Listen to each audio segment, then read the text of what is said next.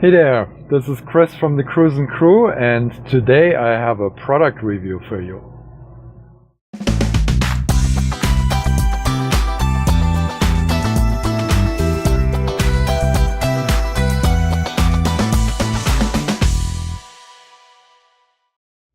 Yeah, so this is about remote temperature monitoring for the RV. As you know, we have a cat, Lily, and she spends all the time in the RV essentially, except for the few times where we let her outside on a harness and walk her. So we're spending most of our time in Arizona, where it can get extremely hot, and even today the AC is running full time. And so we thought about like what would happen if we're away from the coach for a few hours and the power went out and the AC stops working. That would not be good, obviously, if it's over 100 degrees outside. So I did a lot of research into this, found a bunch of options to remotely measure the temperature in the coach, but this was the best one that I found so far. It's called SensorPush, and I'll show you that right now. Here you can see the Amazon page, and you see actually that we ordered this on June 18th. Okay, so here is the actual sensor. It's really small, and it's got a battery inside that is replaceable, and it lasts up to 2 years. And there's a way to get this back plate off, and then you can get to the battery, and they're not expensive batteries, but it's great that this is like totally self-contained. Now the problem is this alone is totally fine for local monitoring, but it won't work over the internet. This is like a Bluetooth device. The company also sells a Wi-Fi gateway. So that's this thing right here. And that's actually what connects this device over Wi-Fi to the internet. And the nifty thing about this is expandable. So you can actually get more of these sensors. Right now we only have one for Lily the cat, but you could buy another 2 and put them in the fridge and the freezer. You can buy another one and put it in one of the compartments, maybe to monitor if you're in cold climates, if something is getting close to freezing or so. Those are like the options, and this is also a reason why I picked this system, because it's expandable. And here's the gateway.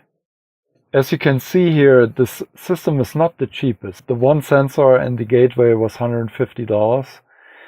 Each additional sensor then for the fridge or wherever we want to put another one would be $49. I think since it's expandable and it does exactly what we want, I was okay with the price. There's certainly some cheaper ones, but as I mentioned, they have some other drawbacks. And then I did a little bit of trickery here. As you can see, this is right now hooked up through a USB cable to this old power bank that I had. And what this does is the system comes with a wall outlet. But here's my thinking: if I plug this Wi-Fi gateway into a wall outlet and we have a power outage, I mean, when we're talking about like being hooked up at an RV park, or right now we're renting a space from a private person, so we have full hookups and electricity, but what if the power goes out? Then this device would stop working, and then we're not getting a reading anymore. It's exactly that problem. You cannot be sure, is it a power outage? Will it come back, or is something else going on? The nice thing is that they actually have that option to power this device through USB. So I hooked up this older power bank that I have, and this is a special one because it actually allows to charge when you plug this charger in while it's being used. So it's called a pass-through USB battery bank. So that's the important thing, pass-through. So that means it can be plugged into the outlet, and then it would charge the battery bank and power this device. It keeps it charged. It's kind of like an uninterruptible power supply. So as soon as this is unplugged, this device is being powered by the battery bank, and that would probably power it for like the better part of a day. It's a a 10,000 milliamp hours battery bank. Anyway, so those are the components, and there's a free app that comes with it, and this is really what makes it interesting. I have it here running on my iPad, but there's also an app for Android and iPhones. So there you can see, here's the sensor. It says Lily temperature, and right now it's reading 79.7 Fahrenheit. You can also change this app into Celsius if that's working better for you. And then down here is the gateway, which is currently online, as you can see. And so you can get a reading anytime you want, but it's also got some more features. So first off, you can click in this, and then you get like a history.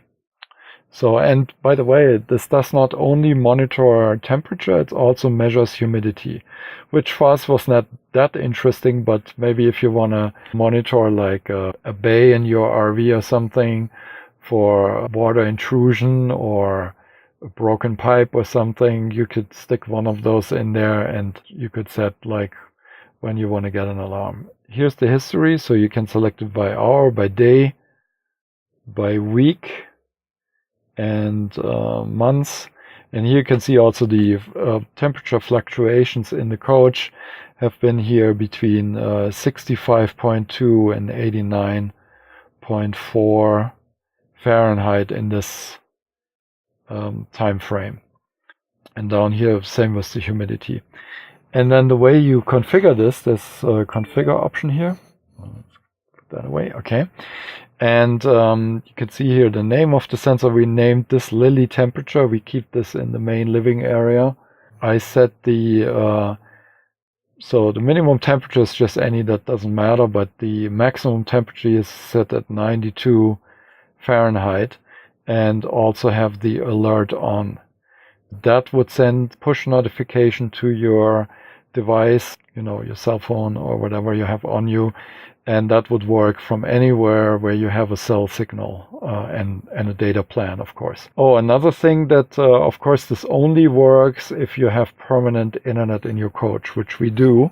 So we have one of these, which is like a MiFi from AT&T here.